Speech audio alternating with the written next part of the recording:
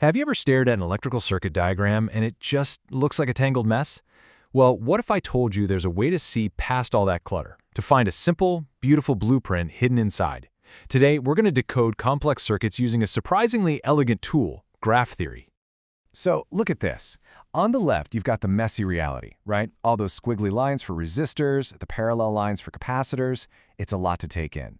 But what if we just ignored all that for a second?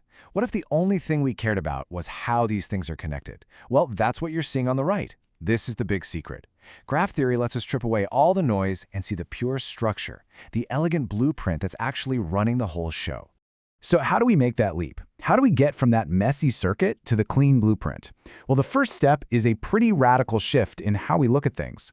We're going to stop seeing components and we're going to start seeing only the connections.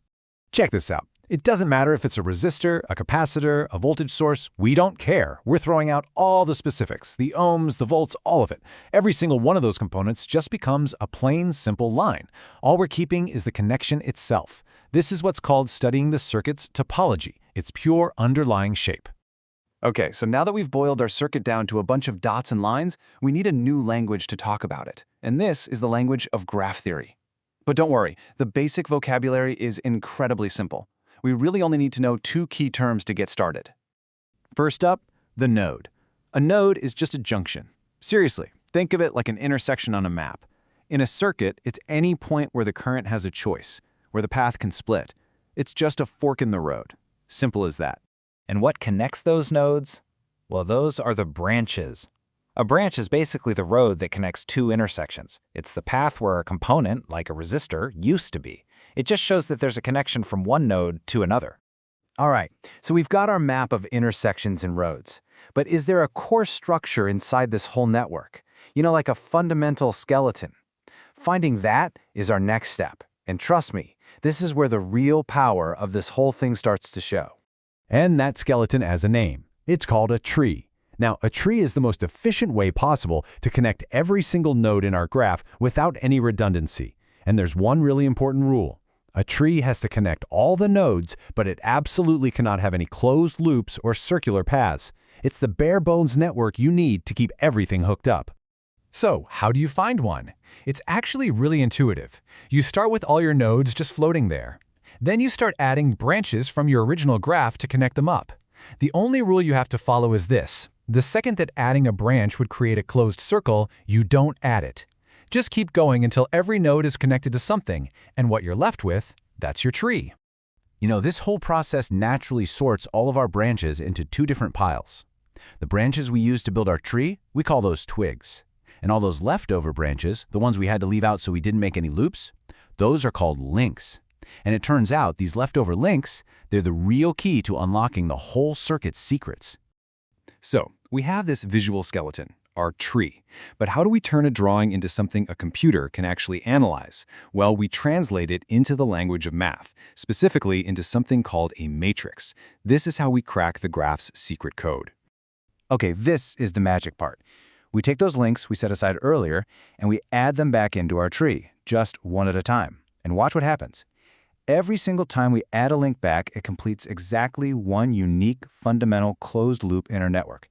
Each link reveals a secret path through the circuit. Now, there's a formal name for these fundamental loops. Each link produces one tieset. A tieset is really just the official term for the loop that's formed by one link and the path of twigs it connects to. So if you have 3 links, you know for a fact that your circuit has exactly 3 fundamental loops. And this reveals this beautiful symmetry. What we just did, using links to find these fundamental loops, that's called tieset analysis. This is how we automatically find all the paths that have to obey Kirchhoff's voltage law. You know, the rule that says the voltages in any closed loop have to balance out to 0.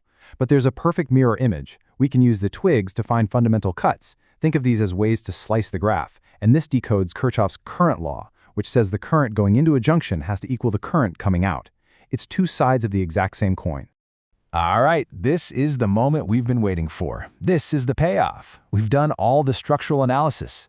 Now, let's see how these matrices literally write the laws of the circuit for us. Okay, this is a Tieset matrix. I know, it might look a little intimidating, but let's break it down. It's actually pretty simple. Each row, that's just one of those fundamental loops we found.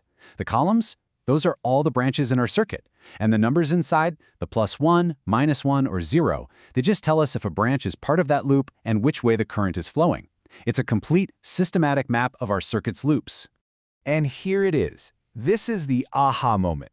If you take that top row from the matrix we just saw, it basically spells out this first equation for you, minus V1 plus V2 plus V5 equals 0. The matrix is the set of KVL equations, just written in code.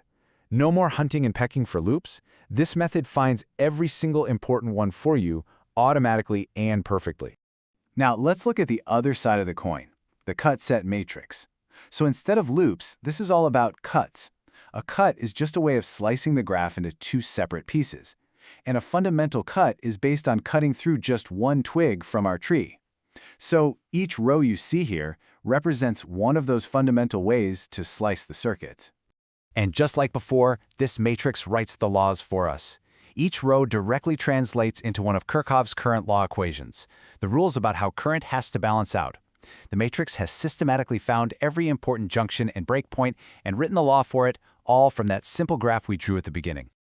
So let's just step back for a second and appreciate what just happened here. By taking a complex, physical system and abstracting it, by turning it into a simple graph of dots and lines, we've unlocked this incredibly powerful and systematic way to analyze it completely. You know, this quote just hits the nail on the head. The goal here isn't to memorize a bunch of definitions like Tieset or Cutset. The real power comes from learning to see the underlying structure, that elegant blueprint hiding inside the messy reality. Once you can visualize the connections, the tree, the loops, the fancy words are just labels for what you already get. And this kind of leaves us with a really fascinating final thought. This whole way of thinking isn't just for electronics. What if you mapped a social network where people are the nodes and friendships are the branches? Or the web of protein interactions inside a living cell? This ability to find the essential skeleton within any complex system is one of the most powerful tools we have. The real question is, what will you use it to decode? Thanks for joining this explainer.